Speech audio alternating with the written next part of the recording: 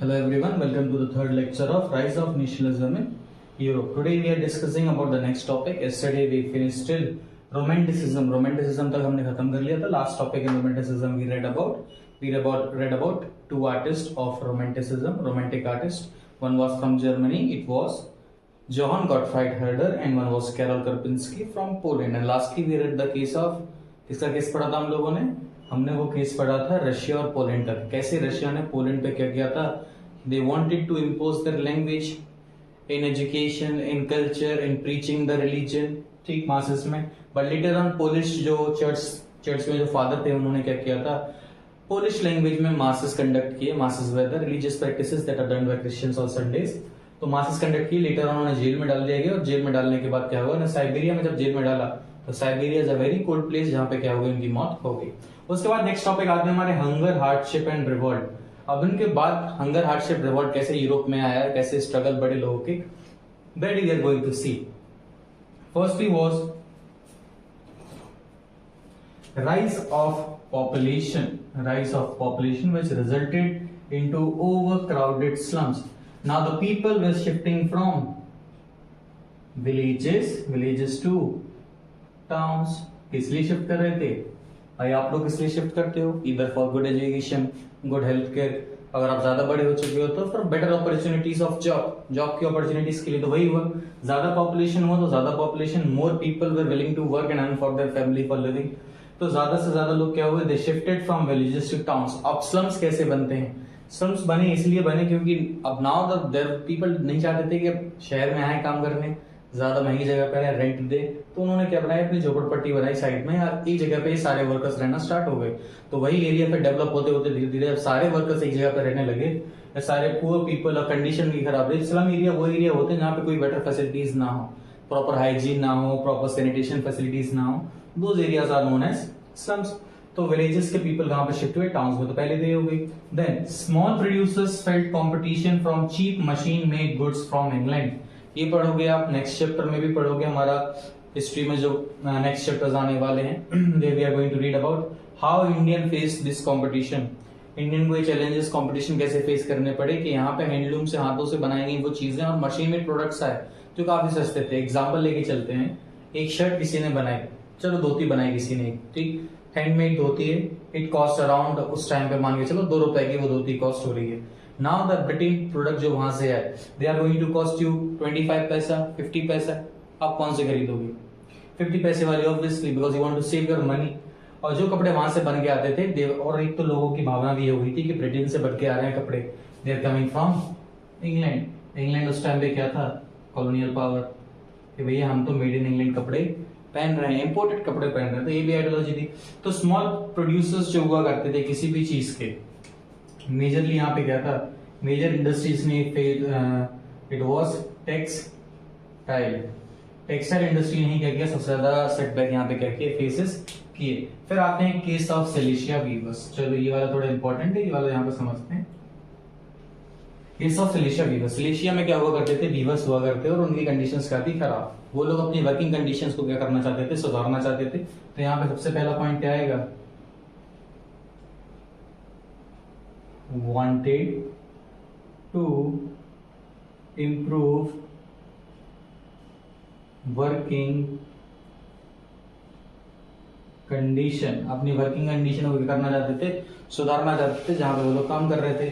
So they all went to contractors home. Contractor के घर पे गए. कॉन्ट्रैक्टर के घर पे जाके बोलते हैं कि we are facing some problems, ये कर दो. तो कॉन्ट्रैक्टर क्या करता है? उन्हें वहां से भगा देता है कि भाई जाओ अपने काम करो. लेटर ऑन फिर क्या होता है, जब ये सारी चीजें उनकी नहीं मानी जाती तो क्या करते हैं वर्कर्स ऑन 4 जून, ठीक, 2 बजे क्या करते हैं, अपना मासेस कलेक्ट करते हैं और पहुंच जाते हैं कहाँ पे? They all reaches contractors home. Contractor घर के बाहर पहुंच जाते हैं, तोड़फाड़ करते हैं. उसके घर में क्या लगा देते हैं?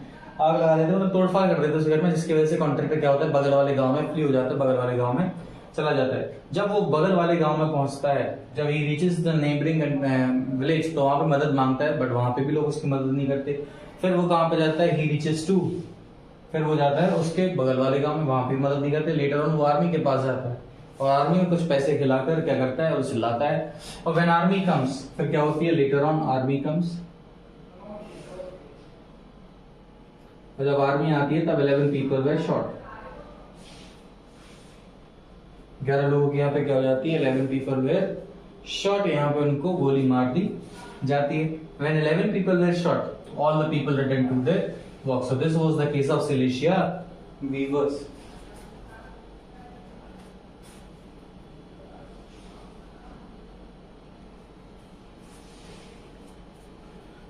उसके बाद आते हैं सिलेशिया वीवर्स का ये केस हो गया। उसके बाद आते हैं लास्टली 1848 पे।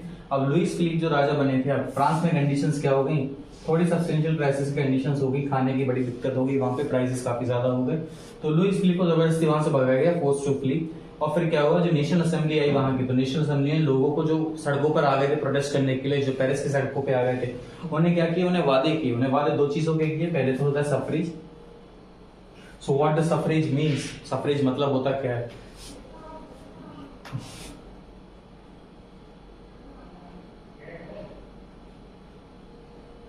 सफरेज मतलब होता है right to vote.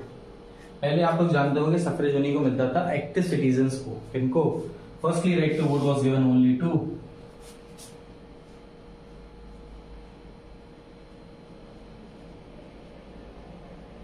Active citizen. Active citizens क्या होते हैं, active citizens 25 years of age, man, property land, ठीक, और 3 days लेबरर वेज, जो 3 days की लेबरर वेज क्या करें वहां पे जमा करें, जिन्हें बोला जाता था एक्टिव। अब उन्होंने बोला भाई एक्टिव पैसे वाला खेल खत्म करते हैं। अब क्या होगा, सब 21 साल के ऊपर 21 ईयर्स के ऊपर जो भी हैं, अब वो सारे क्या है, राइट टू वोट देंगे, ठीक है, एवरीवन, वुमेन्स नहीं सिर्फ मैन। फिर आते हैं right to work. Right to work क्या, उन्होंने नेशनल असेंबली कहा कि वर्कशॉप्स लगाए जाएंगे हर चौराहे पर, नुक्कड़ पर वर्कशॉप्स लगाए जाएंगे, और ये वर्कशॉप्स क्या कराएंगे, आपको वर्क प्रोवाइड कराएंगे। Right to work to everyone, जो बड़े हो चुके हैं 21 साल के ऊपर हो चुके हैं, उन्हें क्या दिया जाएगा, right to work. So hunger revolt और हंगर हार्डशिप वर्ल्ड में क्या हुआ, पहला rise of population which resulted in overcrowded slums. गांव से लोग शिफ्ट कहां पे हुए, शहरों में, जिसकी वजह से क्या हुआ, स्लम एरियाज डेवलप हो गए। स्लम्स क्या था, द प्लेसेस वेयर हाइजीन कम होता है, सैनिटेशन फैसिलिटी कम होती है, प्रॉपर रेजिडेंस नहीं होता किसी का, नो प्रॉपर रेजिडेंस, कोई पक्का घर नहीं है, मकान नहीं है, झोपड़पट्टी है, कभी भी सरकार कभी भी हटा सकती है उन्हें। Small producers felt competition from cheap machine goods came from England. और सबसे मेजरली किस इंडस्ट्री को सबसे ज्यादा फेस करना पड़ा, ये करना पड़ा टेक्सटाइल इंडस्ट्री को। फिर आते हैं केस ऑफ सिलिशिया वीवर्स। सिलिशिया वीवर्स मतलब जो वीवर्स थे वो इम्प्रूव कंडीशन, वर्किंग कंडीशन चाहते थे, तो वहां पे गए, कॉन्ट्रैक्टर्स के घर पे गए, they went to contractors home, but contractor ने भगा दिया। Later on they on 4 June on 2 PM वो क्या पहुंचे, दे रीच्ड कहां पे गए, they reached contractors home. Contractor के घर पे पहुंच के क्या किया उन्होंने, मांग की, तोड़फाड़ की घर पे। कॉन्ट्रैक्टर वहां से अपनी जान बचा के भागा बगल वाले गांव में, वहां पे मदद नहीं की। फिर उस बगल वाले गांव में और गया वो, वहां पे भी मदद नहीं की। फिर लेटर ऑन वो कहां पे गया, आर्मी के पास, आर्मी की मदद की, कुछ आर्मी को पैसे दिए। 11 पीपल वर शॉट, जो वीवर्स थे उन्हें 11 लोगों की यहाँ पे क्या हो गई थी, मौत। 11 people were shot. Later on फिर लुई फिलिप, ये सारी चीजें हो गई। उसके बाद जो workers, rest of the workers थे, वो वापस अपने कंडीशंस पे आ गए, वापस काम करने आ गए, जैसे काम चल रहा था वैसे ही चलने लगा, नथिंग चेंजेस। 1848 में क्या हुई, सब्सटेंशियल क्राइसिस कंडीशंस हो गई कहां पे, पेरिस में। People were out on road, लोग क्या थे यहाँ पे सड़कों पे बाहर आ गए थे प्रोटेस्ट करने के लिए, जिसकी वजह से क्या हुआ, Louis Philippe was force to flee, जबरदस्ती उन्हें क्या किया गया, यहाँ से भगवाया गया। और नेशनल असेंबली ने क्या प्रॉमिस किया, 2 चीज प्रॉमिस की, पहला सफरेज प्रॉमिस किया, फिर किया राइट टू वर्क। सफरेज होता है राइट टू वोट, जो 21 साल के थे, पहले 21 सिटीजन को ही अलाउड कर सकती है। उसके बाद फिर आता है हमारा right to work. Right to work क्या होता है, मतलब वर्कशॉप्स लगाए गए, सारे लोगों को जॉब्स प्रोवाइड कराए जाएंगे यहाँ पे, जो भी अनएम्प्लॉयड यूथ था, ठीक है। You can take the screenshot and write the notes.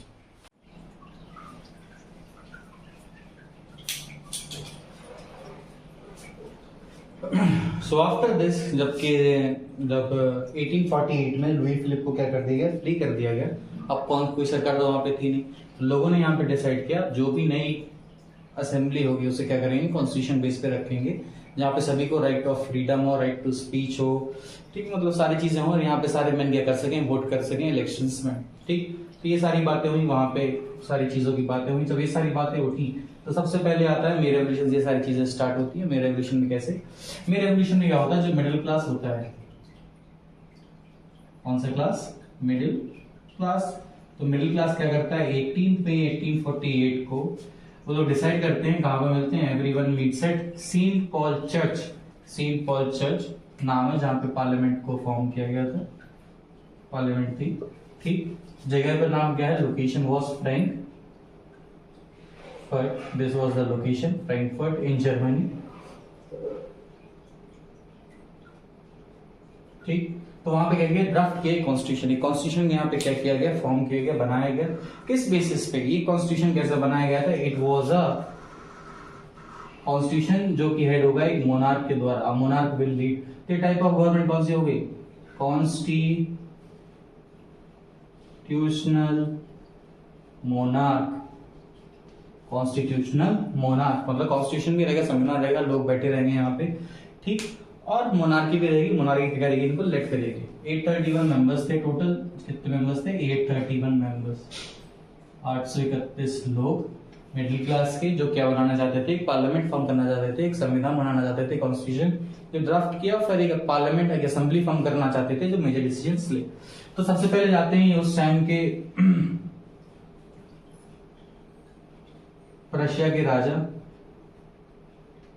उस टाइम के रशिया के राजा थे फ्रेडरिक विलियम फोर्थ। तो he goes to Frederick William fourth. Frederick William fourth के पास जाते हैं, they goes to Frederick William fourth and ask them for offer. एक ऑफर देते हैं कि आप आइए और आप क्या कर लीजिए हमारे साथ, एक क्या कर लीजिए, ऑफर देते हैं किसको, फ्रेडरिक विलियम फोर्थ को, कि आप आके हमें कॉन्स्टिट्यूशनल मोनार्क बन जाइए, हमारे हेड बन जाइए, हमारे यहाँ पे जो असेंबली बनाई है उसे आप फॉर्म करिए, मतलब आप बैठ के हेड करिए। तो ऑफर क्या हो जाता है, रिजेक्ट। रिजेक्ट करने का रीजन क्या रहता है, फ्रेडरिक विलियम बोलते हैं कि जैसे हमने तो ये ऑफर एक्सेप्ट कर लिया, कल के दिन हमारे देश में भी कंडीशंस आ गई, हमारे भी मिडिल क्लासेस क्या बनाने लगे, असेंबलीज बनाने लगे। ठीक, तो ये क्या हुए, he went to, Frederick William Fourth गए और ये चले गए कहां पे, अदर मोनार्क्स के साथ, अदर मोनार्क के साथ। और ये सारे मे रेवोल्यूशन को उन्होंने क्या किया, ऑपोज। क्या किया, ऑपोज, इसकी बुराई की, निंदा की। ठीक, लेटर ऑन छोड़ो, फिर कुछ नहीं, जो मिडिल क्लास के 831 मेंबर्स थे उन्हीं ने फिर क्या बनाया, खुद की पार्लियामेंट को फॉर्म किया। इन्होंने कहा ठीक है, फ्रेडरिक विलियम ना सही, अपाही लोग सही, तो उन्होंने अपनी पार्लियामेंट को कर लिया, यहाँ पे फॉर्म कर लिया, इन्होंने खुद अपनी पार्लियामेंट को यहाँ पे फॉर्म कर लिया, बना, चलो ठीक है। जब पार्लियामेंट फॉर्म कर ली तो कुछ समय तक तो चीजें सही चली, फिर क्या हुआ, डिस्प्यूट्स अराइज हुए। डिस्प्यूट्स क्यों, क्योंकि जो भी ये मे रेवोल्यूशन था, जो भी पार्लियामेंट फॉर्म हुआ था, it was dominated by middle class. Middle class से क्या था, ये डोमिनेट था, ये बहुत ज्यादा डोमिनेटिंग था, किससे, मिडिल क्लास से। तो जो भी मिडिल क्लास था, इट वाज वेरी डोमिनेटिंग। तो मिडिल क्लास वाले जो आर्टिशियंस थे,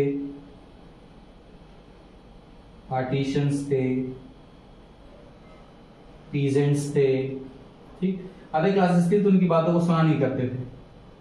ठीक, तो इन्होंने क्या किया, इन्होंने क्या करी, वहां से पार्लियामेंट को छोड़ते चले गए। लेटर ऑन जब मिडिल क्लास में आपस में ही बहसें होने लगी बाद में, तो फिर क्या हुआ, जब मिडिल क्लास में आपस में बहसें होने लगी तो फिर क्या हो गया, लेटर ऑन फिर जर्मन आर्मी को बुलाया गया। फिर क्या बुलाया गया, जर्मन आर्मी को कॉल किया गया और इसको पार्लियामेंट को कर दिया गया, पार्लियामेंट डिसबैंड।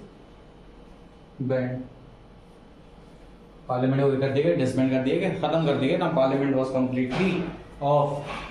सो ये क्या क्या हुआ यहाँ पे, मिडिल क्लास 831 मेंबर्स कहाँ पे मिले, they met at Saint Paul Church Frankfurt, drafted a constitution, एक मोनार्क के द्वारा हेड होगा, they offered the position to Frederick William Fourth. ठीक, बट फ्रेडरिक विलियम फोर्थ ने रिजेक्ट कर दिया और वो कहां पे चले गए, अदर मोनार्क के साथ इस मूवमेंट को अपोज करने के लिए। लेटर ऑन 831 मेंबर्स ने पार्लियामेंट को फॉर्म किया, दे फॉर्म द पार्लियामेंट। फिर मिडिल क्लास वालों में क्या किया, आर्टिशियन पीजेंट्स की बातों को नहीं सुना, जिसकी वजह से क्या हुआ, डिस्प्यूट्स अराइज हुए। इन आर्टिशियन और पीजेंट दोनों ने क्या कर दिया, they left the parliament. Later on middle class के बीच में डिस्प्यूट्स हो तो उन्होंने भी पार्लियामेंट को क्या कर दिया, लीव कर दिया, छोड़ दिया, जिसकी वजह से जर्मन आर्मी को कॉल आउट किया गया, बुलाया गया यहाँ पे, पार्लियामेंट को क्या कर दिया गया, डिसबैंड कर दिया गया, खत्म कर दिया गया पार्लियामेंट को भैया। ठीक, ये हो गया। अब इसके बाद फिर क्या हुई 1848 में, इसी में रेवोल्यूशन के बाद 1848 में जो कंजर्वेटिव फोर्सेस थे, कंजर्वेटिव फोर्सेस वेर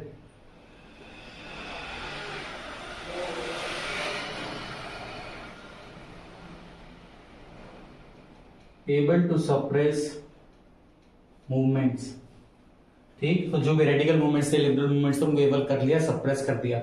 बट ये बात हो गई कि 1848 के टाइम पे ये वो सारी चीजें फिर से नहीं कर पाए जो करना चाहते थे।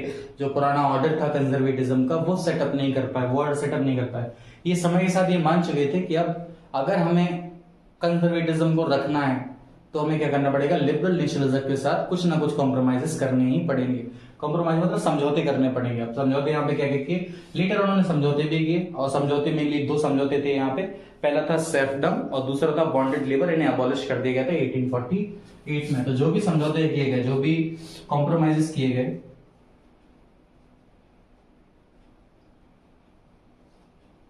compromises were abolition of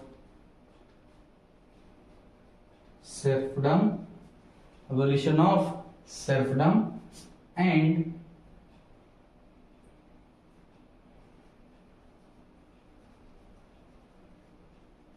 bonded labor, abolition of serfdom and bonded labor, ये सारे रीजन्स में क्या हो गया, अबॉलिश कर दिए गए। So this was may revolution. इसके बाद वुमेन की कंडीशंस के बारे में बात होती है। तो वुमेन की कंडीशंस क्या थी, easily I will not explain the board, ये भी बता दे रहे हैं। तो जो भी वुमेन की कंडीशंस थी, वुमेन ने पार्टिसिपेट किया मूवमेंट्स में, तो पार्टिसिपेट किया, उन्होंने अपनी पॉलिटिकल पार्टीज फॉर्म की, ऑर्गेनाइजेशन फॉर्म्स की, सीक्रेट सोसाइटीज फॉर्म की, न्यूज़पेपर पब्लिश किए, खूब पार्टिसिपेट किया। बट लेटर ऑन रिकॉग्नाइज नहीं किए गए उनके मूवमेंट्स को।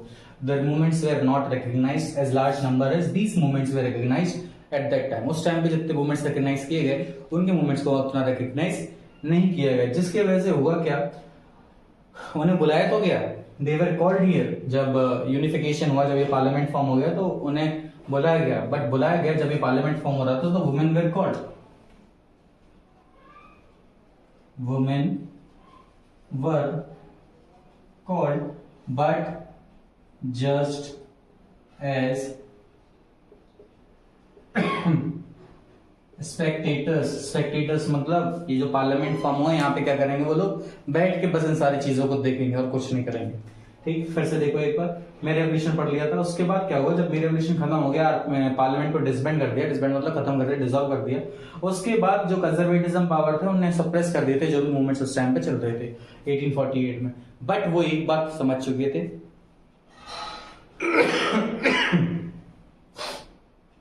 क्या, जो बात वो समझ चुके थे ये कि अगर हमें क्या करना है, कंजर्वेटिज्म को रखना है, मोनार्की सिस्टम रखना है, राजा महाराजा बना रखने हैं, तो हमें कुछ कॉम्प्रोमाइजेस करने पड़ेंगे समझौते। क्योंकि अगर हम फिर से वही सेट ऑफ ऑर्डर लगाना चाहें, रिस्ट्रेंट्स लगाना चाहें, सेंसरशिप लगाना चाहें, तो वो वर्क नहीं करेगा।